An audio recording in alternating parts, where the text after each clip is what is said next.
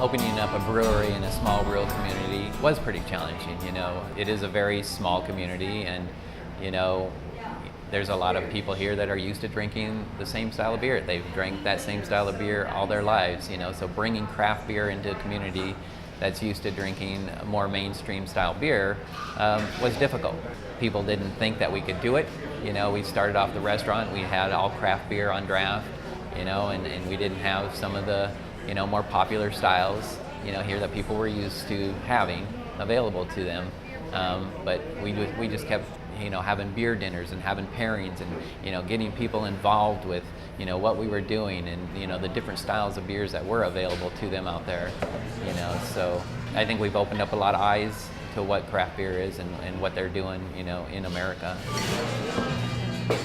We're really very proud of the beers that we create too. It's pretty amazing to be able to set down a sampler of 6 different styles of beers, all the way from a blonde to a dark stout and amber in between. And people sample them, and in the end, all 6 of the tasters are gone, and you talk to them about which one that they love the most, and a lot of times they're not able to tell you which one was the best because they liked them all, which is pretty unique because usually you either like a light beer or you like a dark beer. But I think that in Arizona, people are really starting to branch out and just try a variety of different things.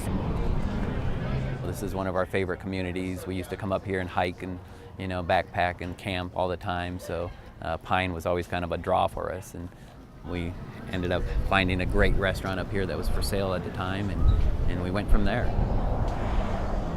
We probably visited over 60 breweries in a period of several months between Colorado and Arizona to kind of get the feel for the brewery community and what it was about and how it can help in rural areas. Right, how it impacts the economy Yep. in the little local areas. Yeah. So it was a big eye-opener just to see, what a draw a brewery can be in a small area.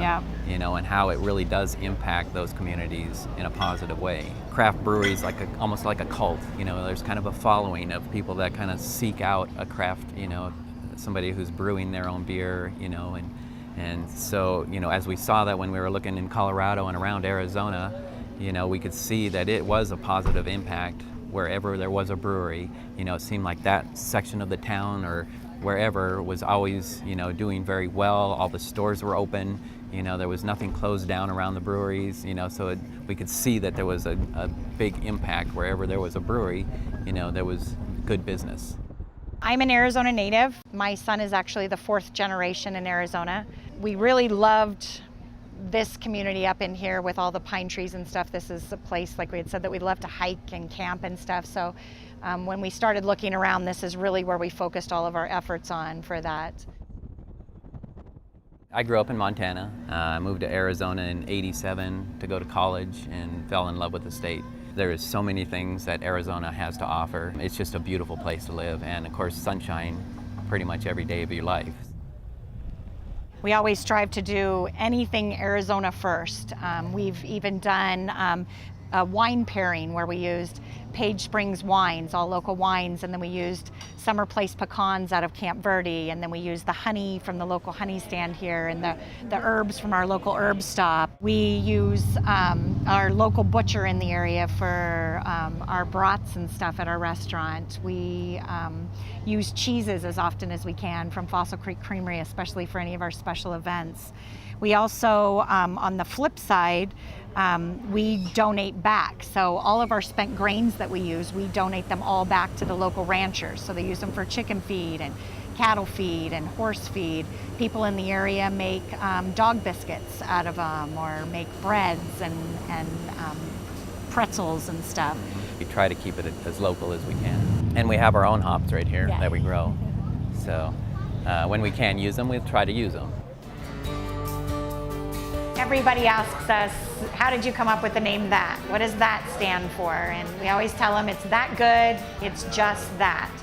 So when we were trying to come up with the name, of course you reach out to your friends and family, and what about this? What about this brewery? What about that brewery? What about the Trail Brewery? All these different names, and we thought they were all great, and you pass them out, and 2 people say no, 2 people say yes, 2 people give you 12 other ideas, and you keep going around and around. So finally, my son, he said, how about if you just call it something like that, and then let's quit talking about the name anymore. And so we all laughed and, you know, thought it was a joke. And then over the next couple of weeks, when we were talking about stuff, we would say, well, what was the name of that beer that we had? And it was like, what was the name of that brewery we went to? And so we started counting the amount of times that you say that beer or that brewery or that place or that location, and it stuck. So he gets credit for... So just like that, we became that. Yep. This is THAT Brewery. And we are Local First Arizona.